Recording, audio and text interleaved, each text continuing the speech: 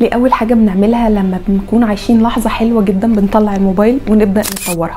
رحت احضر حفله موسيقيه وهي الفصول الاربعه لفيفالدي، بس وانا داخله الموظفه اللي واقفه على الباب قالت لي ممنوع التصوير، وكنت مستغربه جدا يعني ليه ممنوع التصوير. ولكن بعد ما خرجت وروحت افتكرت مقال والتر بنيامين كتبه سنة 1935، وقال ان احنا لما بنروح نحضر عمل فني بيكون ليه هالة كده، حاجة مميزة، حاجة مش هتشوفها غير في المكان او تسمعها غير في المكان اللي انت واقف فيه. ولكن الهالة دي مع الوقت بدأت تتكسر، وكان شايف كده نتيجة لانتشار التصوير الفوتوغرافي والسينما، وبالتالي كان شايف ان احنا بدأنا نفقد الهالة اللي بتحيط العمل الفني.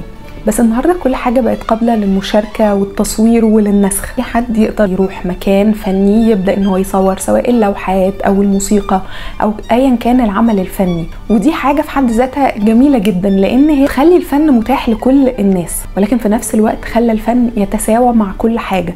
فبقينا مثلا ممكن نفتح السوشيال ميديا نلاقي الجد مع الهزل، الاخبار الدينيه مع الاخبار الفنيه، وبالتالي من وجهه نظري الفن بدا يفقد شويه العمق او فكرة ان احنا نتأمل وان احنا ننقده ونحاول حتى لو نقف بس لحظة نقدر الجمال اللي احنا بنشوفه او بنسمعه. وبقى الوضع على السوشيال ميديا حاجة اشبه بسباق للفت الانتباه، ايه اللي هياخد لايكس اكتر، ايه اللي هياخد فيوز اكتر.